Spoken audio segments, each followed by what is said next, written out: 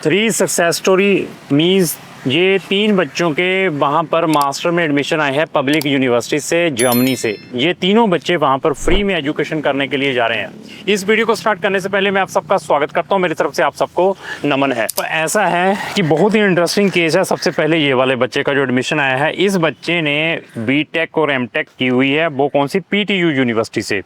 अभी PTU universities का अभी क्या प्रॉब्लम आ चुका है कि इसके जो पासिंग परसेंटेज हैं 40% थे कि 40% अगर बच्चा पास होता है तो वो पास समझा जाएगा।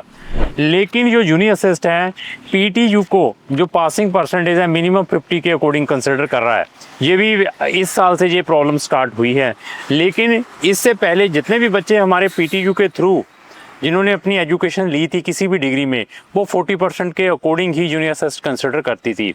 और हमने यूनी असिस्ट के साथ बहुत फाइट की इसी केस के अकॉर्डिंग कि इस बच्चे की जो मिनिमम पासिंग परसेंटेज है वो 40 के अकॉर्डिंग कंसिडर की जाए, हमें बीपीडी उसके अकॉर्डिंग इशू करें। बट उन्होंने 50 के अकॉर्डिंग इशू की है इसकी बीपीडी इस बच्चे की। ये बीटेक है और एमटेक है मैकेनिकल में। तो हमारी फ़ाइट को कंसिडर नहीं किया गया।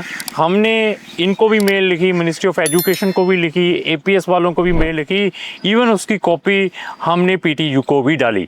तो पीटीयू ने भी अभी ये कह दिया कि ये जो यूनी असिस्ट है, अभी जो हमारे जो मिनिमम परसेंटेज हैं पासिंग वो 50% के अकॉर्डिंग ही कंसिडर करते हैं, नॉट 40। तो इस कारण बच्चे के जो बीपीडी में है जो ग्रेडिंग है जर्मनी ग्रेडिंग सिस्टम में बहुत कम बन पाए, 2.78 समथिंग कुछ ऐसा बन पाए। और इसकी जो एलिजिबिलिटी किसी भी यूनिवर्सिटी में नहीं हो पाई, रिजेक्शन पे रिजेक्शंस देखने को मिली है। बट एट द एंड एक यूनिवर्सिटी ने इस बच्चे को एडमिशन दिया है, एडमिशन आ चुका है।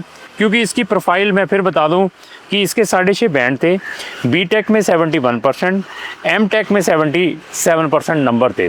तो ये एक बहुत इंटरेस्टिंग केस है। अगर आपके साथ भी ऐसी कोई चीज़ है कि आपने कोई ग्रेडिंग सिस्टम का सर्टिफिकेट किसी भी यूनिवर्सिटी से लेना है, उसको कौन से फॉर्मेट के अकॉर्डिंग होना चाहिए, उसमें भी हम बच्चों की हेल्प करते हैं। क्योंकि यूनी असिस्ट इस टाइप के डॉक्यूमेंटों की रिक्वायरमेंट करती है। तो दूसरा ये चीज़ हमारे लिए काफ़ी चैलेंजेस था, बीए एलएलबी वाला स्टूडेंट, और इसके जो परसेंटेज हैं वो 73% है इसके एलएलबी में, और 7 बैंड है। तो इसका भी गवर्नमेंट यूनिवर्सिटी से एडमिशन आया है, इसमें हमें कोई चैलेंज करने की प्रॉब्लम नहीं आई है। 2-3 यूनिवर्सिटी में डाला था तो एक में इसका एडमिशन आ चुका है। तो तीसरा केस है काफ़ी इंटरेस्टिंग। ये हमारा अनदर फार्मासिस्ट स्टूडेंट है। एक पहले फार्मासिस्ट का एडमिशन आया था, ये हमारा अनदर सेकंड स्टूडेंट है। इसने भी अपनी बैचलर इन फार्मेसी की हुई है और इसके जो परसेंटेज हैं वो 7.9 है और आइल्स में 7 बैंड है। तो जिन्होंने बैचलर इन फार्मेसी की है, 4 साल की डिग्री है, लेकिन शेंगन की कंट्री के अंदर बैचलर इन फार्मेसी 5 ईयर की है। तो इस केस में बहुत सारे चैलेंजेस फेस करने पड़े हैं। बहुत सारी बच्चे ने रिजेक्शंस देखी हैं वहाँ की यूनिवर्सिटी से।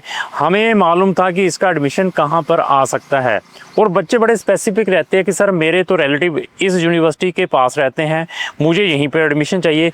सर मेरे जो फ्रेंड है यहाँ पर रहते हैं जर्मनी में, मुझे यहाँ पर किसी भी यूनिवर्सिटी में एडमिशन मिल जाए। जर्मनी में गवर्नमेंट यूनिवर्सिटीज़ में जाना है, अगर आप ऐसे अपनी स्पेसिफिक रिक्वायरमेंट रखेंगे तो आपको एडमिशन नहीं मिल पाएगा।